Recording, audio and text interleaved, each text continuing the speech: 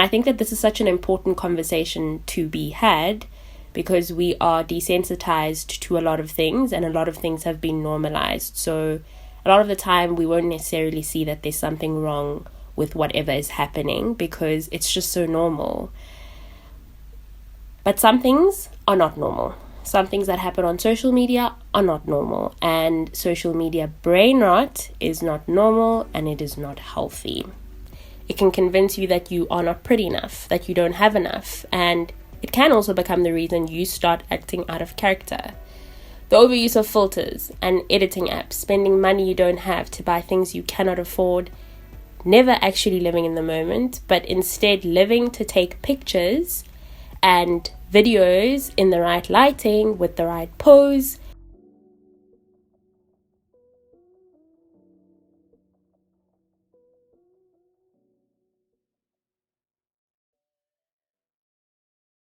Hi community, welcome back to acupfulll. Thank you so much for joining me. I really do appreciate it.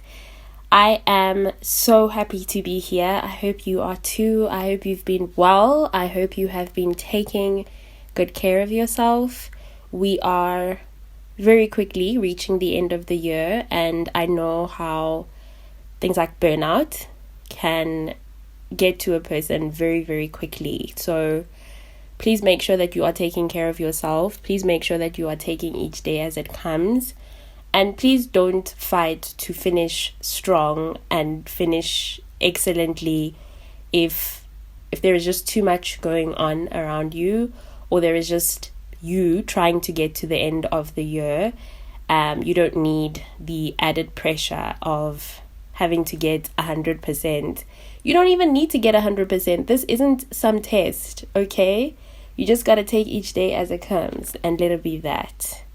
So in this week's episode, we are talking about brain rot, specifically social media brain rot. So I did an episode on overconsumption. I'm going to link it in the show notes. I spoke very briefly about the impact that social media can have on people and why overconsumption is such a big thing online, and that social media is basically exacerbating an existing problem.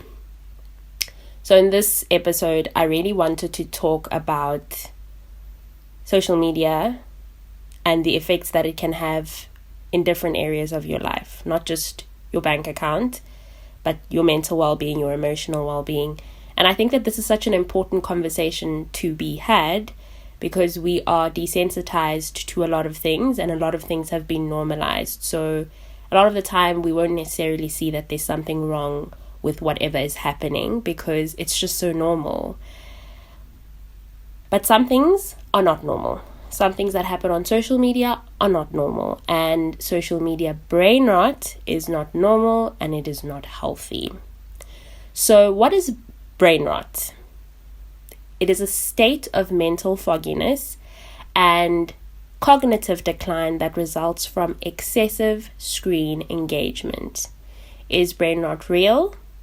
It's not a medically recognized condition, but it is most definitely a real phenomenon, especially in the generation, my generation, Gen Zers, Gen Alphas.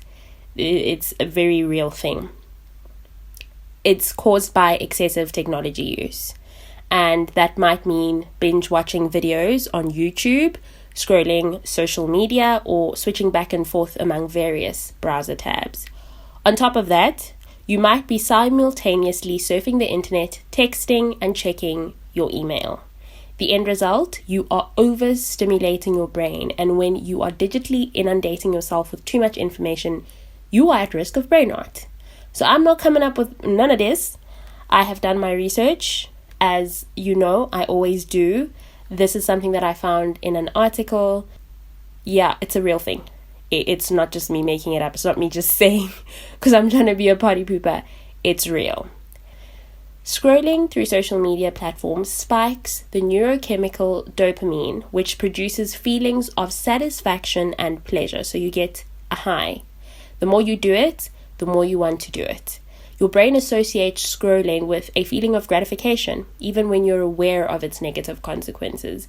In this way, scrolling can become a behavioral addiction, and that's why I'm specifically calling it social media brain rot. We are going to very briefly touch on what brain rot can show up as in other ways and other things that you do. But I wanted to focus on social media and how addicted you can become to social media as a result. I also found an article that spoke about how you know when you have brain rot. So you will know that you have brain rot when being chronically online starts bleeding into real life. You start speaking in social media trend language. He gives golden retriever boyfriend energy, girl dinner, girl math. These are all from TikTok, by the way. And I don't know how many times I have heard all of these things in real life. I've heard people say these things in real life. Sometimes it's obviously very light-hearted. Have I said something like girl dinner between me and a friend once? Yes, but that is not the usual language that we speak. Girl dinner was funny at first, or not funny, it was relatable at first, because I used to live at Res when I was in university, and I would eat things like noodles for dinner. Sometimes I'd eat a packet of chips, not very healthy, but yeah, that's what you would have then at the time referred to as girl dinner. So I was like, oh, that's relatable. But am I using this in my everyday life? No, I don't think that that's healthy. I don't think that that's healthy. Something like girl math will be something along the lines of, if I returned the piece of clothing and I spent the money, I actually didn't spend the money, or I spent the money on something else that I hadn't planned to spend the money on, then I didn't actually spend the money. Girl math. I think that's an accurate description of it. That's not very responsible. Girl math will end up having you broke. Don't do that. So yeah, you will know that you have brain rot when you are speaking in social media language and you are behaving in a way that mimics some of these trends. And I don't want to be a party pooper, because I'm not trying to be one, and I'm not trying to pretend that I'm perfect, or to pretend that sometimes a good trend is something that I will discuss in real life between myself and my sibling, or between myself and my mom. I'm not going to pretend as if I have not been there. I just said that I have spoken about girl dinner between myself and a friend before. But none of this, when things start to bleed into your real life anyways, it's not healthy. And there is no harm in a trend and people finding it cool or funny or even relatable. Like I was finding the girl dinner thing relatable. But it needs to start on social media and end right there. There is no need for it to filter into real life.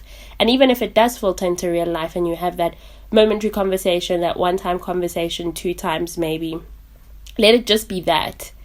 Let it just be that. I mean, I'm not going to be unrealistic and say we now can't talk about the things that happen on social media. Social media has become a big part of the world of people's daily lives. So obviously there will be discussions around it. But when it starts getting weird and very unhealthy, that's when it's a cause for concern. That's when we should be worried. That's when we should be saying, something ain't right. So, yeah, in another article I found online, the main sign that your brain is rotting is when your online time, like I said, starts to interfere with the activities of daily living. Well, yeah, I mean, speaking social media language is one way of it bleeding into your life, but there are also other ways. Dr. Julian Kogan, who is a health psychologist with a background in neuropsychology, is the one that says this. So she says, for example, if you can't sleep because your eyes are glued to your phone, or you are foregoing in-person, in real-life relationships for Twitter and TikTok, you might be brain rotting. Other signs may be the difficulty separating from your phone and the need to constantly check for notifications. Ooh, have I been there, or have I been there? She says that eye strain, headaches, or poor posture from phone use can be another sign that too much time is being spent online without a break. The replacement of in-person interactions for social media has increased rates of loneliness due to isolation, says Dr. Kogan. Excessive social media use can give a false sense of connection without actual benefits, all of which can make people feel lonelier and more isolated, putting them at great risk of depression. And it's not good. It's really not good. I also have an episode titled Building Budding and Beautiful Friendships. I'm going to link that as well, where I spoke about how social media can make you believe that the people that you are following or the people that are following you have an actual connection, but there aren't any actual benefits. And that is not good, because in the long run, you are going to end up realizing that you actually don't have people that you can rely on, or you don't have actual friends. It's just that person that you are maybe DMing with, those 2 or 3 people. So if you are going to make friends on social media, then make sure that it goes offline, so that the lines don't end up being blurred, and you don't end up feeling lonely and isolated. And it's just not normal. It's not right. I think we need to take it a lot more seriously, that it's actually such a serious matter, and it's not something to be taken lightly. It's fine to be on social media, to have people that you are DMing with, interacting with. Some people will even go as far as to say, this is just my social media friend. This is just someone I met on Instagram, and we will DM each other, we will send each other funny posts, we will send each other emojis. That's fine. If that's something that works for you, I'm not going to say that that's wrong.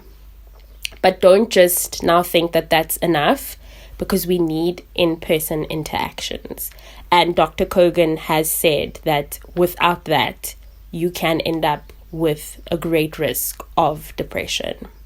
I mean, as I mentioned earlier on, I wanted to speak very briefly about other forms of brain rot behavior. If you were not aware of them, if you have never heard of the fact that some of these things could be considered as brain rot, well, here we go. So the first one is video gaming. And while it's possible to game without getting addicted, some gamers play compulsively and develop gaming disorder. They become so entranced by video games, alternate worlds, fanciful characters, and complicated plots that they can have difficulty functioning in other areas of life. And that's really, really sad. And then zombie scrolling. This brain rot behavior refers to mindless, habitual scrolling with no destination in mind or benefit derived. When zombie scrolling, you vacantly stare at your smartphone as you filter or as you move from one feed to the other. And then there's doom scrolling. I'm sure you've heard of doom scrolling. Doom scrolling involves searching for distressing information and negative news. Doom scrollers feel an overwhelming desire to be up to date on the latest information, even when it is disturbing.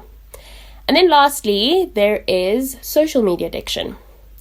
We are a people we live in a time and are a people that are addicted to social media. Anyway, social media addiction is characterized by a persistent urge to check social media and a feeling of restlessness when you try to break the habit. Users can't stop checking platforms like YouTube, Instagram, and TikTok. Constant notifications, bright colors, and stimulating sounds can literally mesmerize you, causing you to stop thinking clearly. That is what social media addiction can cause. And I have been there. I deleted Instagram because, for one, I realized that a big part of me had outgrown it. Two, I just realized that it's so unhealthy to have all of these social media platforms, and for what?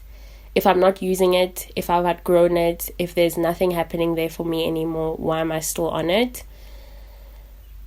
And I also realized that it has quite a negative impact on how I see myself, how I had been seeing myself, the things that I was desiring, the ways in which I was desiring them. It was just not healthy. So I'm very happy I deleted Instagram. I still have YouTube. That's a great place it's a great free university to learn a whole lot of skills. But it's also really good if you are a creator. It's a great space to put your content out on. And TikTok as well. I have TikTok. I use that for the podcast. I don't post. I do not post on I don't have a personal, or rather I don't have personal TikTok account where I post any content. That is just also really a personal preference. But I made an agreement with myself that I want to live my life offline more than I do want to online, and I don't want to spend my days curating myself, the places that I'm going to, just thinking about every little thing I do because I'm thinking about how it's going to look on my social media feed. And I want to live a good life for real offline and not pretend to be living a good life online. So yeah, social media can get very dark very quickly. And as someone who resonates with the effects of social media addiction, I worry about where we are headed as a people, emotionally, mentally, and even spiritually. Financially too, actually, because social media, especially when you're addicted to it, it can affect your finances. And so that's really what the next thing that I want to get into is, I'm aware that social media has so many positives. Businesses have the space to thrive and reach people all over the world. We can make friends online, and some people have even met their current girlfriend or boyfriend, husband or wife, right? Online. We can stay in touch with friends and family. That's a really, really good thing about social media. And it is a space where people can find relatable content, or content that is really helpful and healing, and that gives them an opportunity to question some of their perspectives and some of their ideas. And I really like that about social media. But there is also a darkness to social media. There is also a downside to social media. And if you do not navigate the space with wisdom and discernment, it can become detrimental to your well-being, whether that be financially, emotionally, mentally, or physically. It can also be the thing that negatively impacts your relationships. And that's really what I wanted to talk about, the different effects, or how having a social media addiction can affect various areas of your life negatively. Having social media addiction, for one, can cause you to seek your validation from strangers on the internet. It can convince you that you are not pretty enough, that you don't have enough, and it can also become the reason you start acting out of character. The overuse of filters and editing apps, spending money you don't have to buy things you cannot afford, never actually living in the moment, but instead living to take pictures and videos in the right lighting with the right pose, going to specific restaurants, not because you want to taste the food or have a nice experience, but so that you can take aesthetically pleasing pictures for your Instagram or TikTok feed. And that's the thing that I just didn't want. I just didn't want that. I didn't want to start living like that. I'm saying I didn't want to start living like that, but there's a part of me that was already doing that. Not finding the joy in a moment, instead pulling out my phone and wanting to take a video or take a picture. Always needing to take pictures of the food and the restaurant, and not just enjoying that I am blessed enough to be in a position to be out eating and in a beautiful space, and yeah, it's not normal. It just isn't normal. And I've woken up, I've smelled the coffee, and I think that it's important for us to talk about this and to understand that whilst there isn't anything wrong with social media, there is something wrong with prioritizing it above everything else. And doing all of this for likes from strangers because you're addicted to social media and the high that it gives you. Not just the scrolling in this case, but seeing all those people like your pictures and even the comments on them. I recently watched a movie called It's What's on the Inside, I think. It's on Netflix. It's one of the new releases. If you have Netflix, please check that movie out. It is a crazy plot. It is an extremely wild plot. I couldn't have believed that that's what that movie was about. But I just want to talk about one of the characters on there.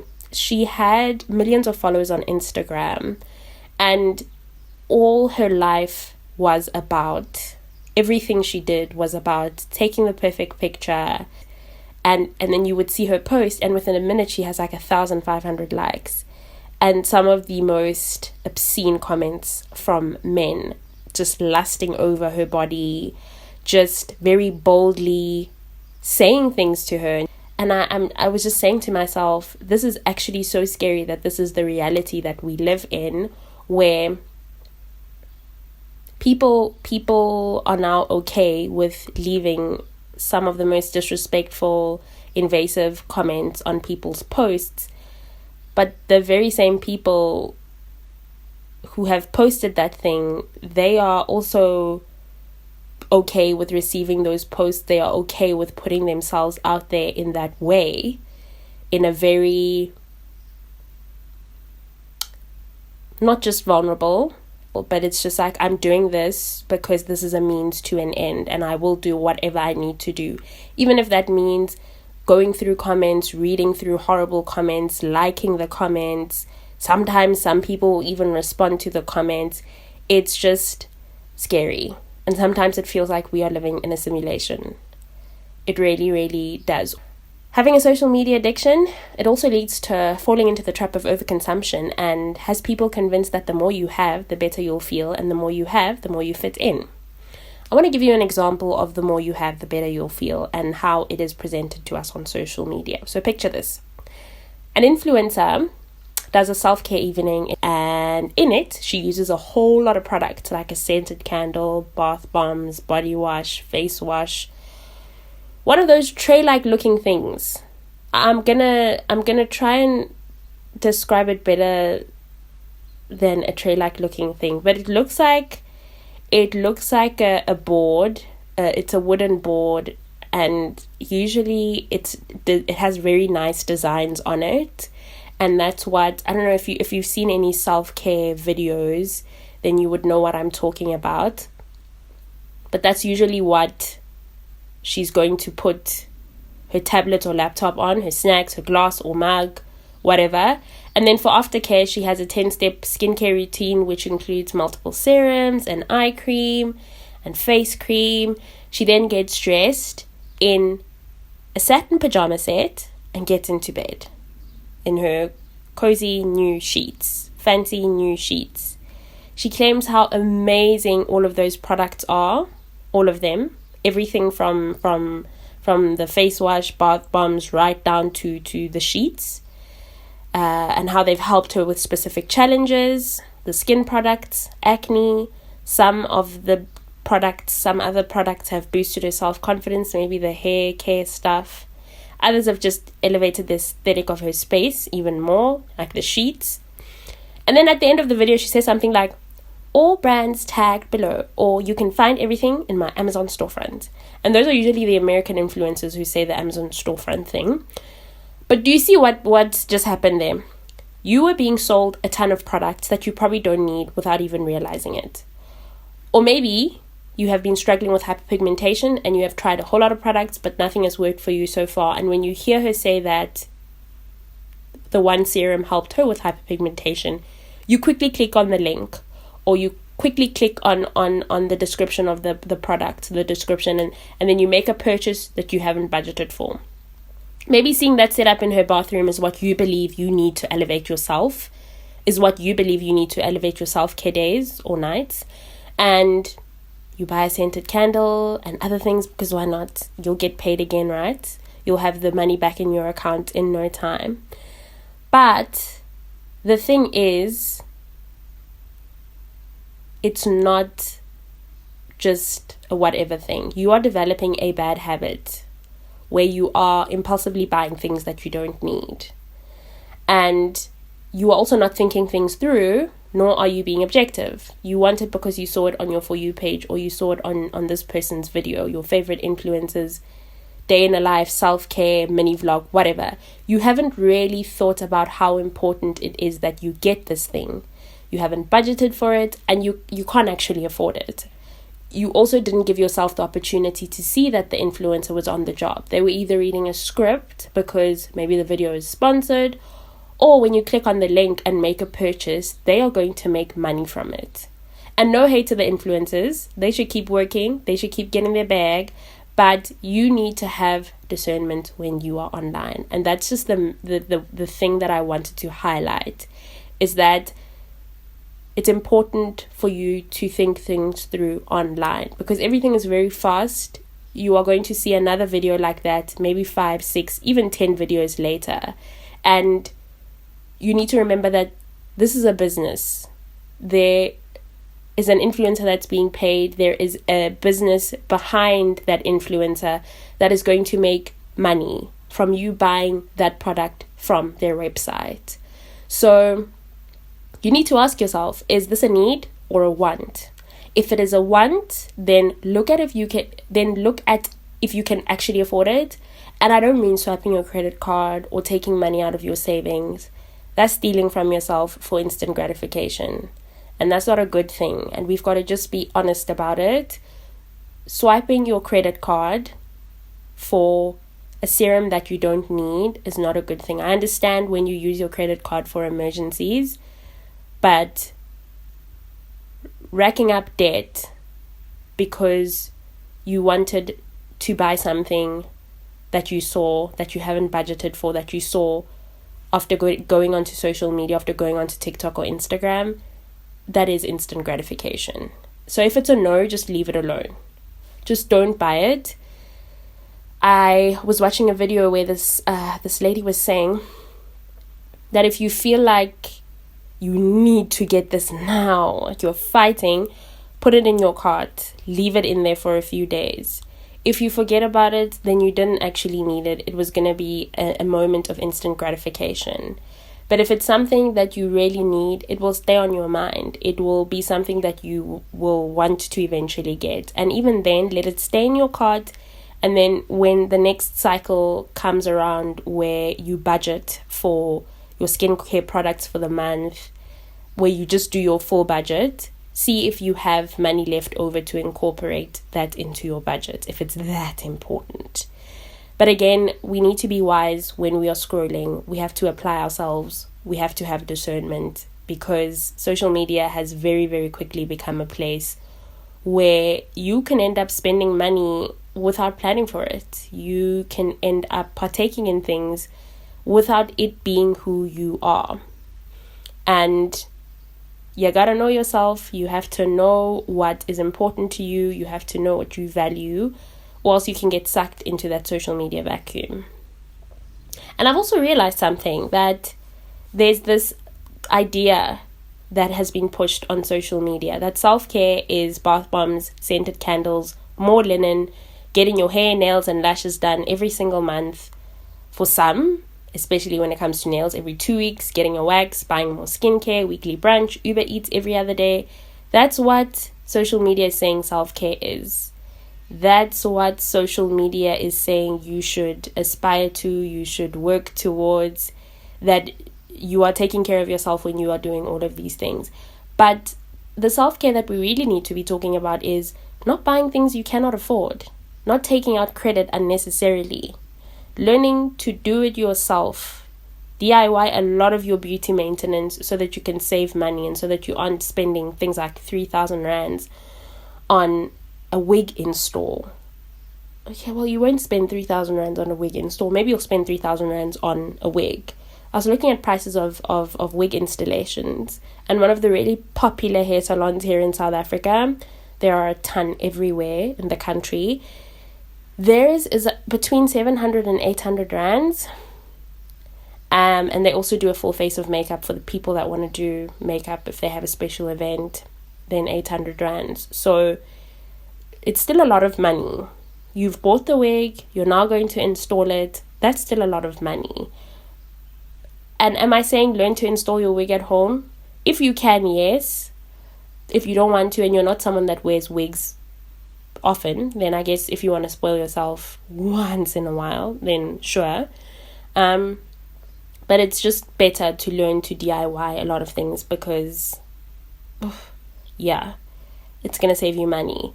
Also, getting your hair and nails done occasionally. If you are somebody that likes to treat yourself now and again and you want to go and get your hair done at a salon, get your nails done at a salon, maybe don't do it every single month. Using your existing skincare and hair care products until they are finished. So, not falling into the trap of when you see a post on social media and you see somebody trying out a new hair product, then you want to, on top of the 10 existing hair products you have, you want to add an 11th one. It's just, it doesn't make any sense. I even want to say this with makeup. There is no need for you to have 10 different bottles of foundation. It's just wasteful. One of them is going to end up going bad. Unless you are putting makeup on 365 days of the year, you are going to end up having to throw a lot of that away. So how about you use what you have and finish it? And this isn't even an affordability conversation now. This is just a greediness / hoarding conversation. See, right now I'm really just having the conversation for this 1 minute about being wasteful and being greedy, because that's what it is. When you have 10 bottles of foundation and you are keeping them and you're not even giving them to people that maybe don't have foundation, or you aren't sharing them, distributing them. I understand to a certain extent, the beauty influencers who are always getting makeup in PR, different story. But even with them, I've seen so many of them give the makeup away because they know it's going to go bad. So when you have something, give it away. There's no need for you to have 20 bottles of foundation. It's ridiculous. Why do you have 10 serums? What are you doing with 10 serums? Whoa, that is a lot. Anyways, I went off on a tangent, but having self-control, that's another form of self-care, and not allowing the overconsumption on the internet to influence you to live a life that you cannot actually afford, or to influence you to live a life that is very not normal, that is very unhealthy. I'm going to take it back to 10 bottles of serum. Why do you need 10 bottles of serum? It's concerning when the skincare routine is 10 steps as it is, but why do you have, that's just too much. That is just too much. And I don't even want to think about what it is doing to the environment. Just the constant buying, and I can imagine that there's a short time span, or there's a short time span of how these things are being used, and then they go into the bin. So 10 bottles of foundation, you only end up using one, and then you throw away the 9. What does that do? And it's not just one person, it's millions and millions of people. Overconsumption is very scary. Self-care is also being content with what you have and not falling into the trap of thinking you need more. That's the thing that I saw when I stopped living life online, that I have more than enough, that I don't need to keep buying more, and that the issues that I had before, they would have never been rectified by me buying things. New clothes, new shoes, going to a new place to eat out, new this, new that. Absolutely not. We just have to be very, very real with ourselves, and we have to be honest, because overconsumption will also have you in debt. It will have you falling into the trap of constantly buying things, and it's just going to set you back financially. And it is just not worth it to spend 5,000 rands, 2,000 rands, even 1,000 rands on things that you won't need. In the long run, you won't be able to use them, or in the long run, it won't actually work for you, or it's going to just damage your skin. It's just not worth it. I also worry because social media addiction exacerbates something like a person having the need for external validation. This one is a very scary one. It's such a bad one. I saw a video where a woman was speaking on, for how example, beauty maintenance is important to some women because it makes them feel more attractive to men. and that's something that they can capitalize off of. So for example, attracting men with money, men who can specifically fund their lifestyle, and because they want to be desirable to other women, or because they want to be desirable to other women. So be worthy of joining their friend group or their clique, associating with women who are baddies. I'm not a fan of that name. I don't like that term, but it's an existing word. So that's the word that I'm going to have to use, right? You know, the girls that always have their hair done, the wig installs, the nails are always done, they dress in a very specific way, they go to very specific places. That's the messaging that was coming from that video. And unfortunately, some are going broke doing it, or they're having to go to extreme lengths to make it happen. Just a disclaimer, I'm very aware that for some it's their time to relax. I know that it's not everyone who is getting their beauty maintenance done and spending a fortune on it because of they're trying to attract a specific kind of man, or they are trying to be friends with a specific kind of woman. For others, it's a reward for all their hard work throughout the month. Others just love enhancing their existing features because they just love to look good for themselves. There is nothing wrong with that, but you don't have to go broke doing it, and you really shouldn't. Whether you're trying to join a specific group, attract a specific man, whether it's for yourself, no one should be doing that and going broke doing it. You shouldn't be going broke doing that. You shouldn't have to compromise your values, your morals, who you are as a person, so that you can get your wig installed, so that you can have an iPhone, so that you can be presentable to specific people. Even, I mean, iPhone has got nothing to do with beauty maintenance. But anyway, you get the gist of what I'm saying. Even when you are doing it for yourself, even when it is for you to feel good about yourself, or it is for as you treating yourself, it cannot be that you are sacrificing your long-term financial health for something that you're going to have to take out an install after a week. Nails, they grow out after 2 weeks. Braids, you're going to have to take them down after 2 months. It's just not worth it to be spending thousands and thousands of rands, to be obsessing when you cannot afford it, and then just going to the extreme to make it happen. So yeah, I just don't think that is a good thing. I really don't think. And it's not normal. It is absolutely not normal to spend 4,000 rands on beauty maintenance. I forgot to say that I'm speaking to people that cannot afford it. I want to make an example. I want to say that if you can afford it, and I'm not talking about you can afford it in terms of you can take 100 rand from here and take 100 rand from there and it won't be the worst thing. I'm talking about that you are financially comfortable, that you can actually afford it. Not the affordability of you have a credit card or an overdraft, or you have 5,000 rands left after you've paid all of your bills and that's the money you're going to use for beauty maintenance. That is not being able to afford it. That is just stretching yourself even further when you could take that money and save it. And it mustn't be like I'm trying to tell people what to do with their money. But let's get real, guys. Let's get real. It is not normal to take money when you don't have savings, you don't have investments, and go and do your beauty maintenance. It's like the I'm living for now attitude.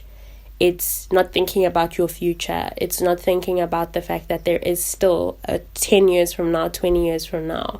And if you start putting 1,000 rands away every month today, by the time it is 2050, you are going to have quite a lot of money, especially if you're putting it in a tax-free savings account or you are putting it in an investment account.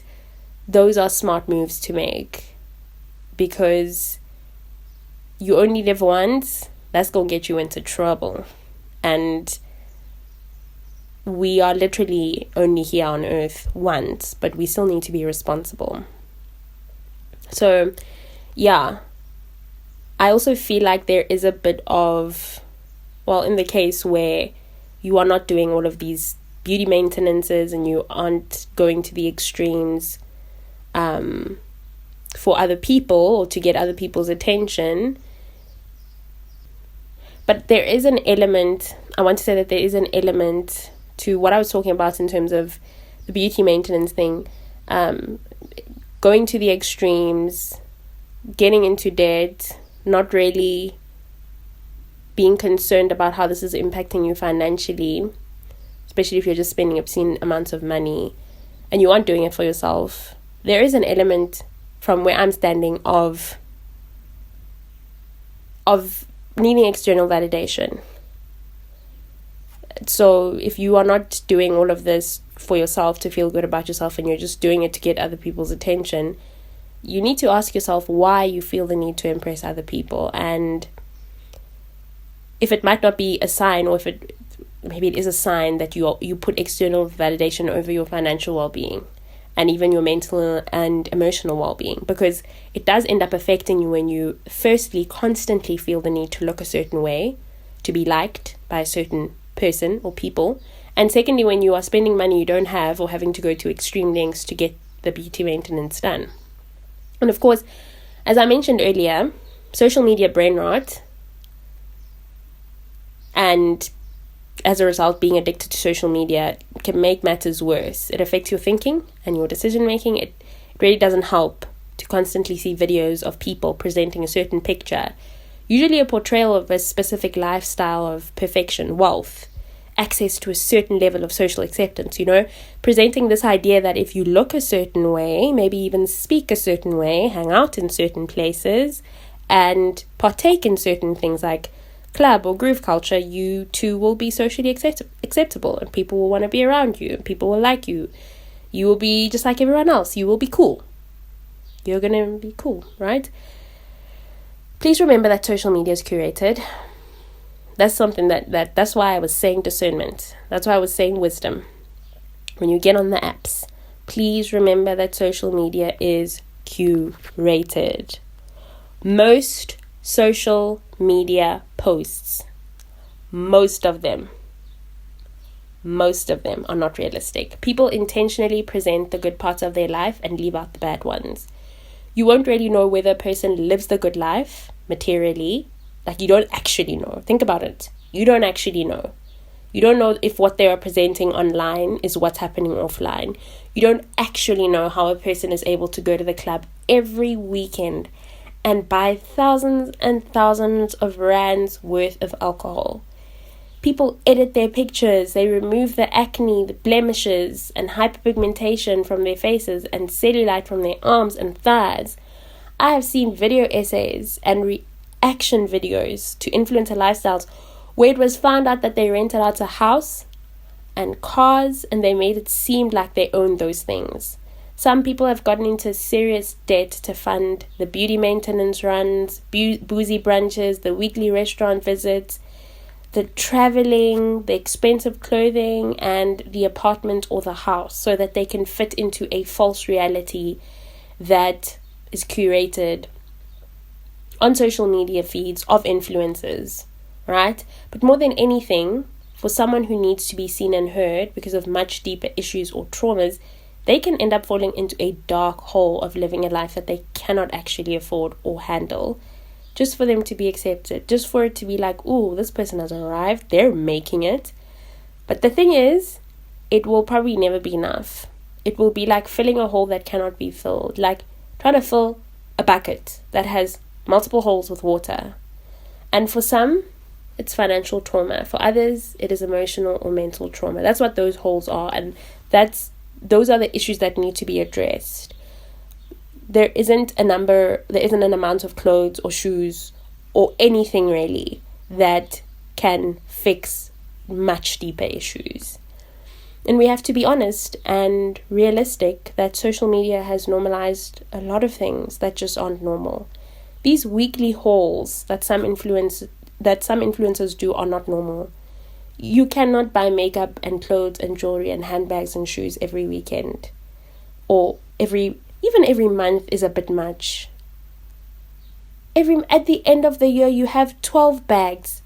I'm sorry. It's just too much. It is just way too much. Again, this goes back to this overconsumption thing that I was speaking about. It's just too much for one person to have. And then you're just going to end up with things that are going to sit in your closet and you're never going to use them. You won't give them away. You're just going to keep them until they go bad, or until you actually have to give them away because you don't have space anymore. That's bad.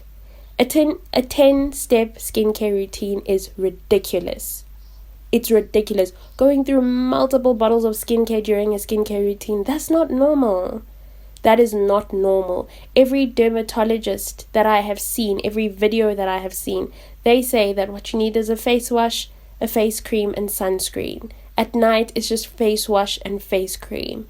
When you have other issues that need to be addressed, like hyperpigmentation, there are products for that. Blemishes, there are products for that. When you have very aggressive acne, there are products for that. And then obviously, once you've worked through, some people get prescription medication from their dermatologist. Once you've worked through that prescription medication, your face is going to need some extra care. That is understandable.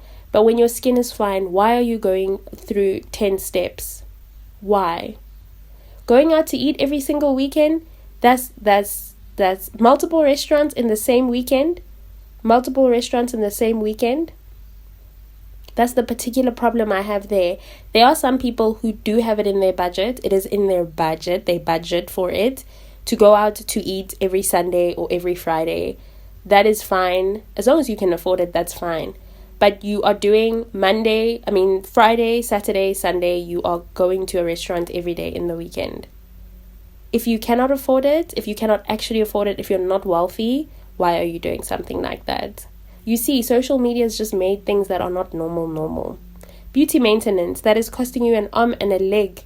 When you cannot afford it, that's not responsible, and it isn't the best investment in my opinion. And I'm not saying stop, but I'm saying that if it is doing damage to your finances, or it is straining you, maybe it is time to look into downscaling and learning to do your own hair, or buying press-on nails, or waxing yourself at home, especially your armpits. The armpits, I think that's fine. Maybe learning to do lash clusters, doing your own brow lamination. You can do those things at home. But if you are spending a collective amount of 5,000 rands on beauty maintenance, even 3, I think you need to just sit down and reevaluate things, because you shouldn't be doing that if you cannot actually afford to do it. The fridge restocks. I've seen videos of that. I haven't seen a lot of South African creators doing fridge restocks, but American creators, it's just ridiculous. It's ridiculous that one person will put all of the things that they put into their refrigerator. They stuff the refrigerator. Maybe just don't buy that much, because you will probably end up having to throw a lot away. It's going to go to waste. Or maybe share some of your groceries with somebody that you know is in need. Constantly traveling, the international trips. I don't want to speak too much about it. I will link the video in the show notes. I watched a video where a lady she did a video essay, and she was breaking down constant travels that influencers are doing. Especially if it's not a brand trip, or it's not brand trips and they are traveling with their own money. She was saying that you need to be very, very careful when it comes to social media, because what people say is not always what is the truth. Someone will claim that they are the ones funding their own international trips, but sometimes that is not the truth. And there is another person or other people doing that for them. And I'm not gonna go too deep into it, because I also think it's a bit of a sensitive topic. And yeah, you will watch the video when you see what it is and what's happening there. And it's sad that people are going to these extremes so that they can present a picture of themselves that is false to people that they don't even know on the internet, or wanting to live this lifestyle that you cannot actually afford. to be acceptable or to feel better about yourself. That is sad. The last thing is these 1,000 bottles of perfume. I want to know how you get to 100 bottles of perfume. I just want to know. I'm not talking about empties. I'm not talking about someone has used them and they're empty and they have put them up for display. No. There are people that have bottles and bottles of perfume. I've seen it in so many videos. This is not normal. This is not healthy. Oh my goodness. If I see a video or a picture, if I see another video, another picture of someone who has hundreds of bottles of perfume in their bag, I'm going to leave a comment in the video and I'm going to be like, are you okay? Are you okay? What is wrong with you? Why? Why do you need... When I have 3 bottles of perfume, it feels like I'm just pushing it a bit much because I need to finish those ones first. I need to finish the ones that I have first before I go on to buy more.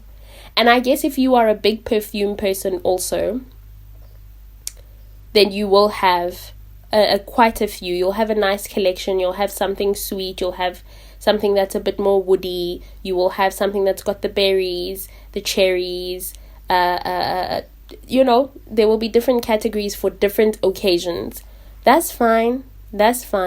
Maybe, just maybe, when I have my money locked down and I'm very financially comfortable, I wouldn't mind exploring the really nice high-end scents and having like 5 or 6 or 7 for different occasions. But I cannot see myself, I don't even know how people do it, having more than that. It's overconsumption and it's ridiculous and it's not healthy. It is not healthy. So yeah, that's not normal. It's none of that is normal. And I just think we need to be, I'm going to keep saying it, discernment, wisdom. When you get onto social media, you've got to have both of those things. Being addicted to social media, living in a time where people, millennials and Gen Zs, are using social media standards and social media curated relationships as the standard, is quite literally destroying how people see relationships and even the health of relationships, as well as how they behave in them. Relationships are being plagued by materialism and they've become transactional. Women will say, I will not go on a date with a guy who doesn't pick me up on the first date or who doesn't pay for my Uber, and I want flowers or a gift or both. This is concerning. This is really, really concerning, because if you look at how, I'm just going to take my country, South Africa, for example, how South Africa is set up, there is not even a handful of people that are wealthy.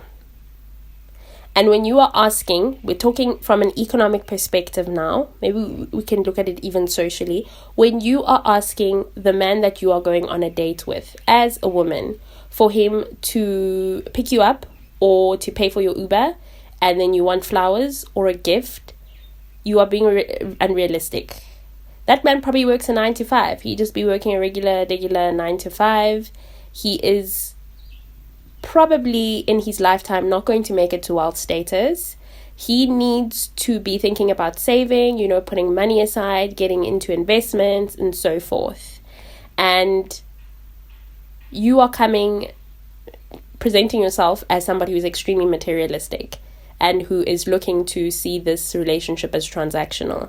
I think you've already gotten off to the wrong start and you're being unfair. That's just my opinion about it.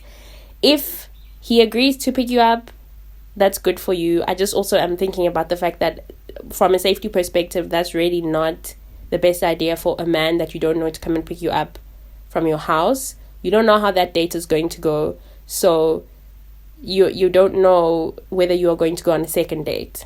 And now he knows where you live. And you don't know him. You don't know if he is sane. You don't know if he's insane. You don't know if he's obsessive or not.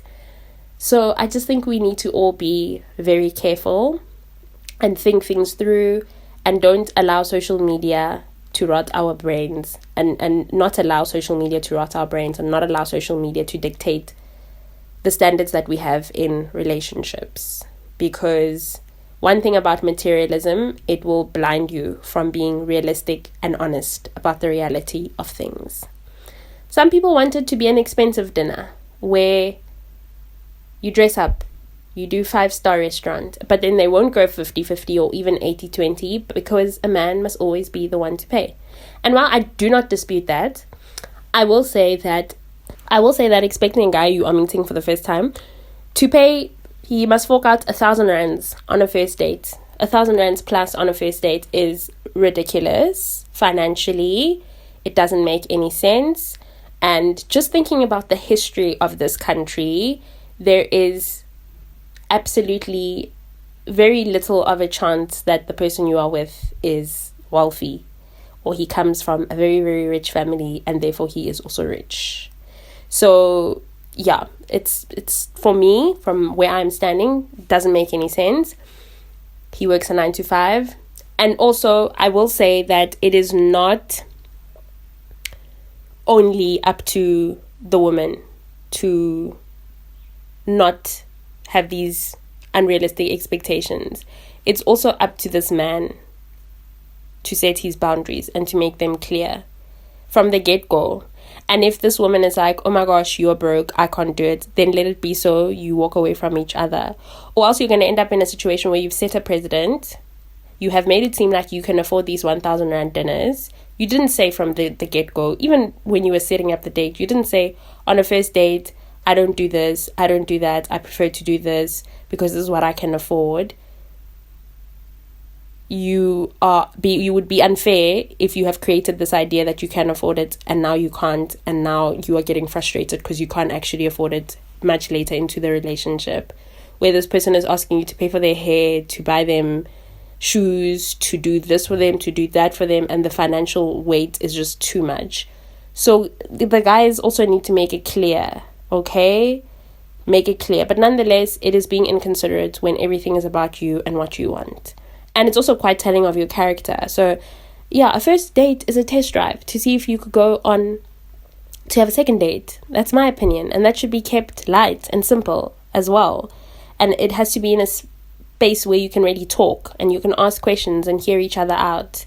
A walk, a coffee date, a zoo date, something fun in the daytime. And it's also going to give you the time to get yourself home while it is still light outside, because it ain't safe out here. It's really, really not safe. We just have to be a little bit more realistic than what we are being right now.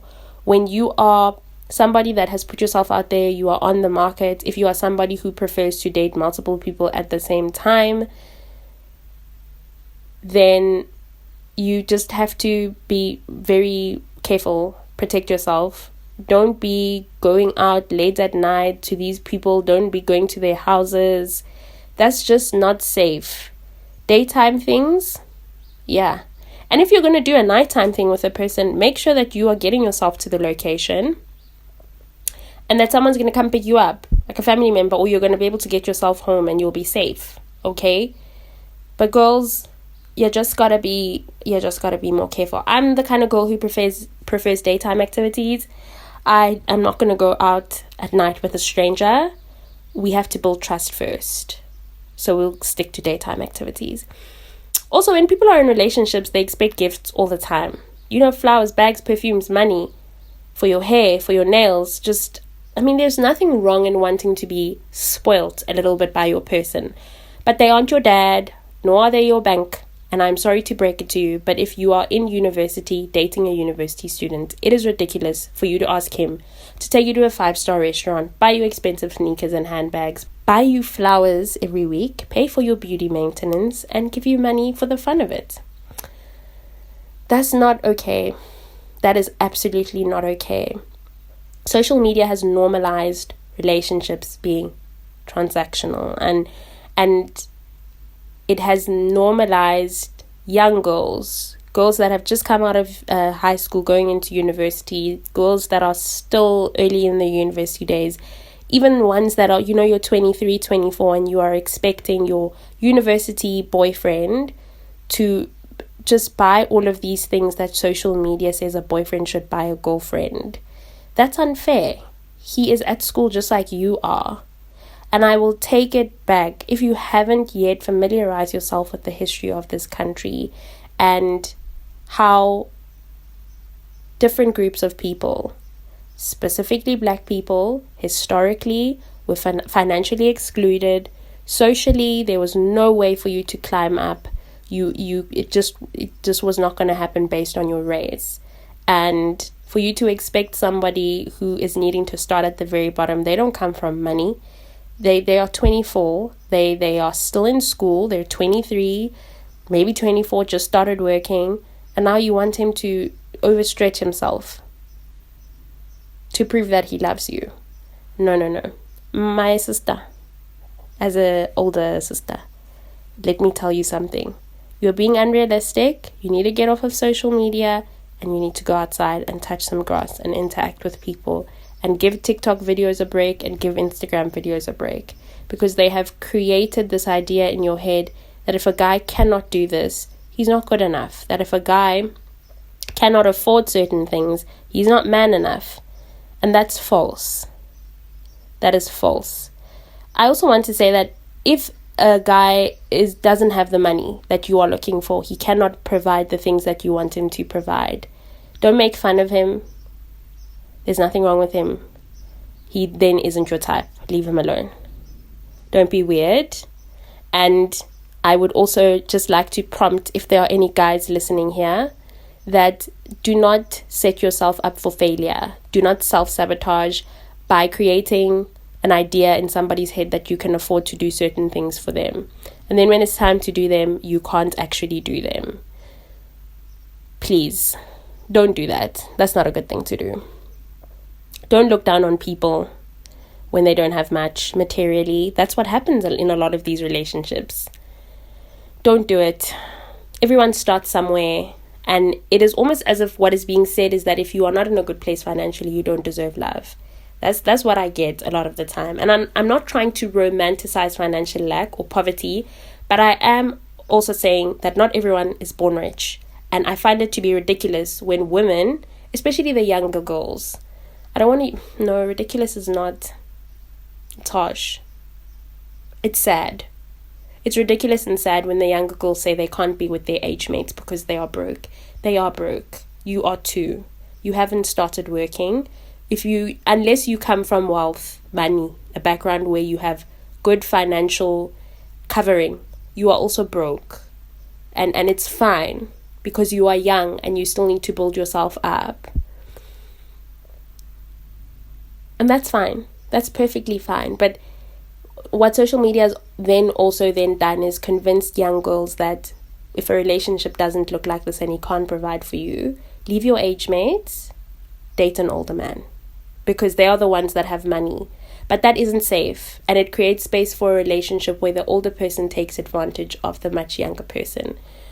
And listen, an older man who dates a younger girl is predatory. There is just that about it. Period. A 35-year-old man with a 19 or 20-year-old is a predator, and he knows what he is doing. Again, because materialism is so normalized and romanticized, young girls aspire to it. They aspire to be in relationships with these older guys. They want this. They think they want this, but it's also just because they're so young and they don't know any better. And when they do not have the proper guidance or parental support, they will most likely end up getting into a relationship with older guys in order to access the iPhone, nice shoes and clothes, money to buy wigs or get their hair done.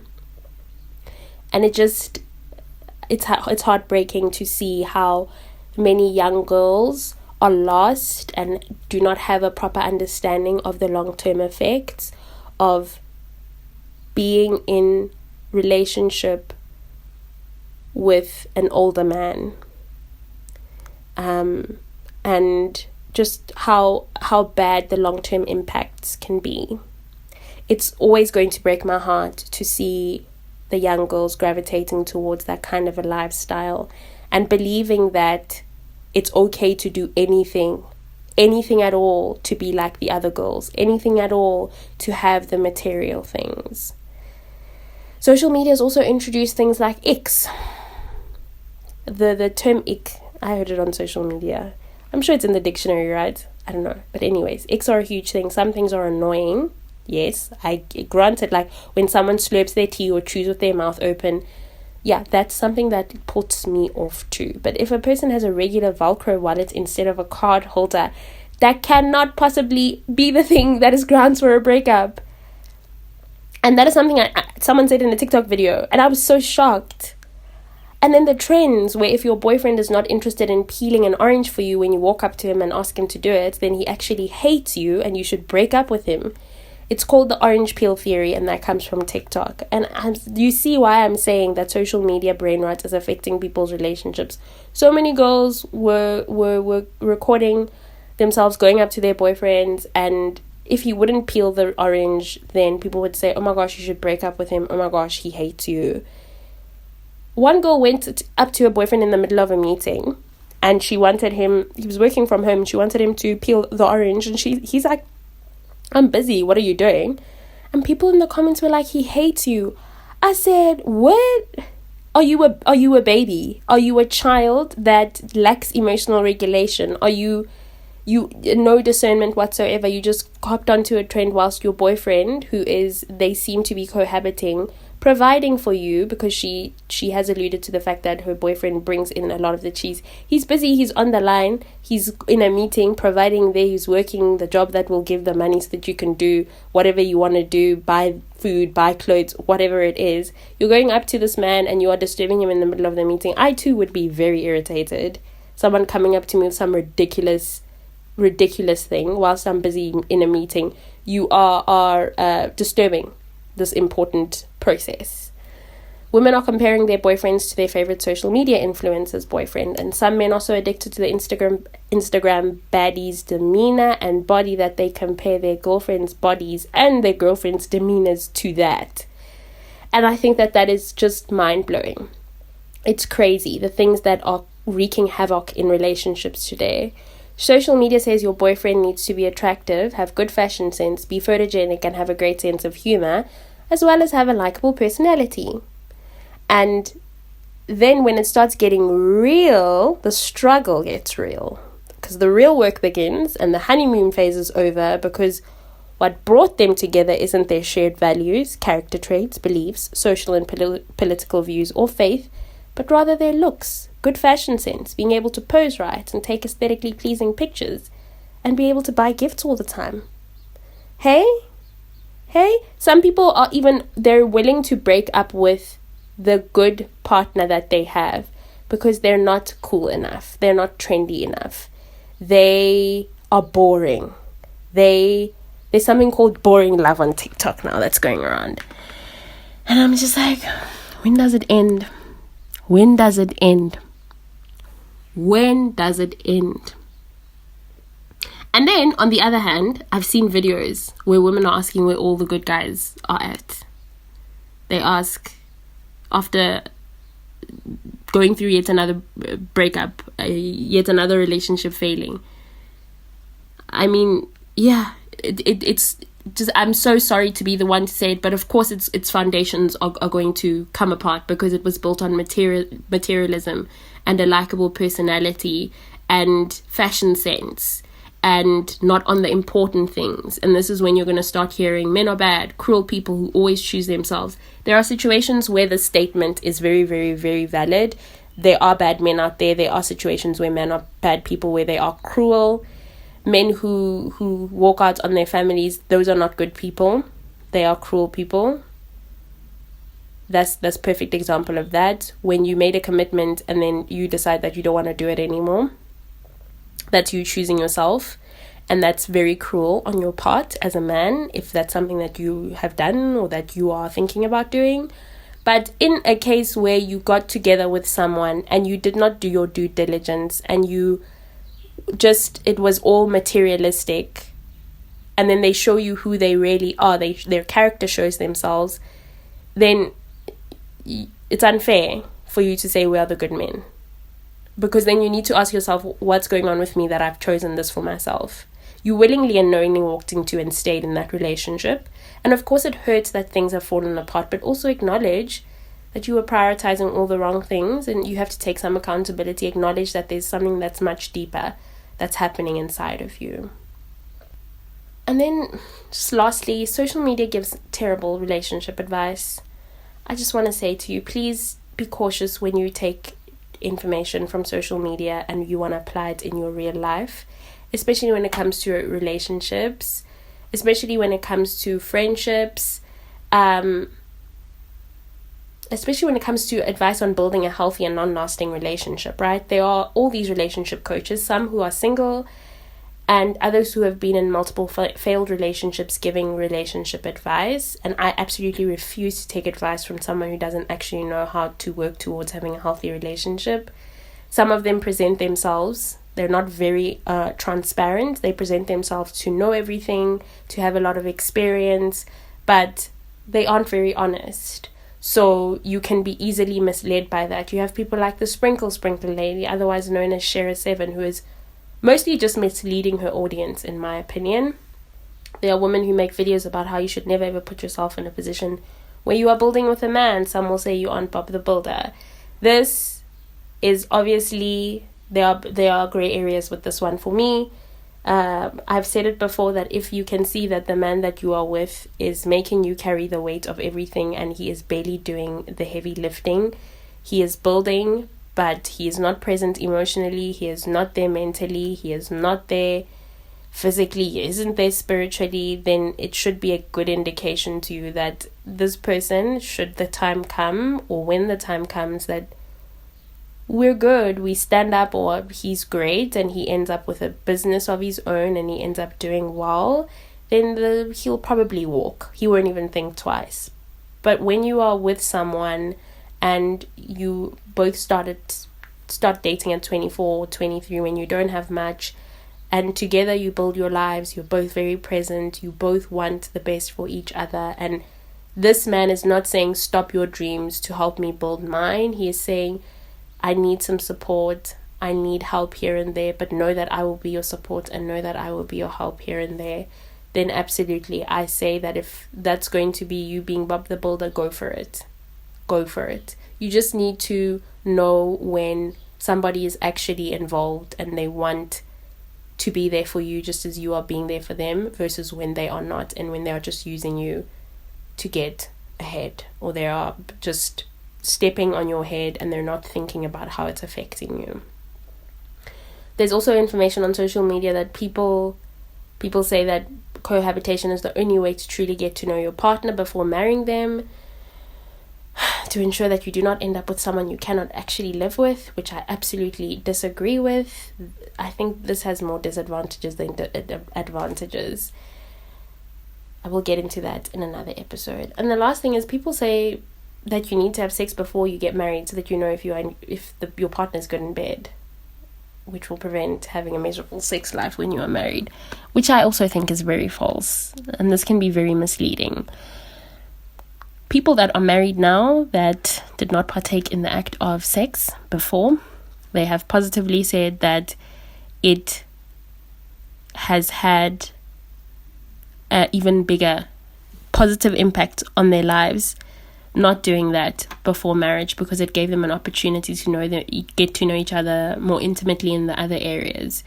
And when it was time for them to have sex within the covenant of marriage, it was a lot more special, a lot more meaningful, and they connected even deeper than they probably would have had they just had sex first, because they knew each other in all of these different areas, emotionally, mentally, spiritually.